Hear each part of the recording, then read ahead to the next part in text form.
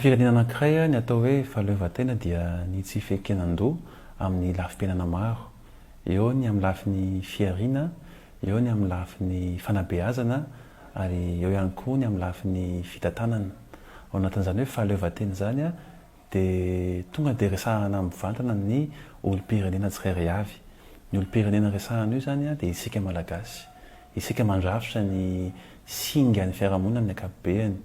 Zany hoe amin'ny lafiny kolotsaina militsika mijoro amin'izany atao hoe kolotsaina malagasy zany. Amin'ny lafiny fitantanana sy amin'ny lafiny ekonomika amin'ny ankapobeny dia militsika mametraka an'izany hoe olona mahaleo-teny zany a amin'ny lafiny fiariana amin'ny ankapobeny ary olona mahay mijoro amin'ilay fizana na identité. Io le hoe CIN nananantsika io, carte d'identité nationale amin'tika zavatra lehibe hoe iza marina ianao dia aiza ny lalana tianao aleha. Dia izay no ataoko hoe fahaleovan-tena amiko ilay tsy fiankinan-doha anankiray fa ilay fahatsapana ny tena, fahatsapan-tena hoe tokana aho iray eo anivon'ny fiarahamonina maha-malagasy anahy ary Madagasikara dia hay sy antsika. Dia izay no ataoko hoe fahaleovan-tena amiko. Ny fahaleovan-tena dia ny resaka démocratie sy ny transparence. Zany hoe rehefa mazava ny fonao, rehefa madio ianao dia rehefa tsy mitady zavatra hafa ianao ivelan'ilay kolotsainao, zavatra hafa heverina fa mety hoe hampisy dépendance anao dia izay ilay atao hoe fahaleovan-tena.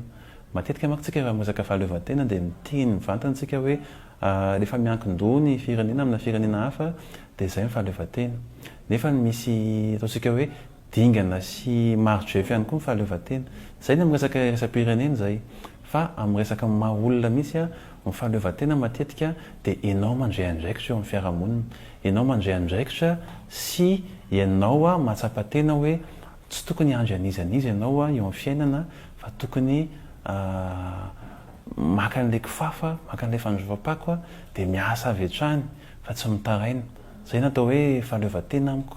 Ny fahaleovan-tena zany amin'ny ankapobeny dia izay fahatsapany tena izay hoe mila miasa, mila manao zavatra mivaingana, tsy mila miankin-doha amin'ny lafiny rehetrarehetra.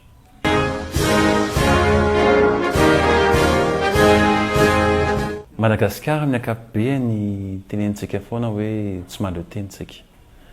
Ny tiako tenenina fotsiny hoe marina dia marina mihitsy izay fomba fiteny izay. Satria manko izay ny zava-misy tsy mahaleo-tenitsika. Be dia be ny anton'izay. Ohatra hoe amin'ny resaka fiariana fotsiny ohatra dia miankina be dia be amin'ny any ivelantsika. Tsy tena amin'ny resaka vary. Dia efa misy ezaka ihany raha amin'ny resaka fanafarana vary etseroa mbola tsy mahaleo-tenitsika amin'ny resaka vary izay foto-tsakafontsika. Amin'ny resaka fanabeazana amin'ny ankapobeny dia hitantsika taratra ihany hoe ny fahaleovan-tenantsika dia miankina be dia be amin'ny any ivelany satria manko amin'ny fanabeazana fotsiny ohatra dia be dia be ireo ataontsika hoe ONG, société civile, ataontsika hoe fikambanana iraisam-pirenena mbola manampy antsika amin'ny resaka fanabeazana. Fanabeazana ihany koa izay ataontsika hoe mbola apetatoko ihany koa indraindray fa mbola ny any ivelany ihany ny programam-pampianarana izay miantefa amintsika malagasy. Dia eo ihany koa ilay baraingo be any resaka politika.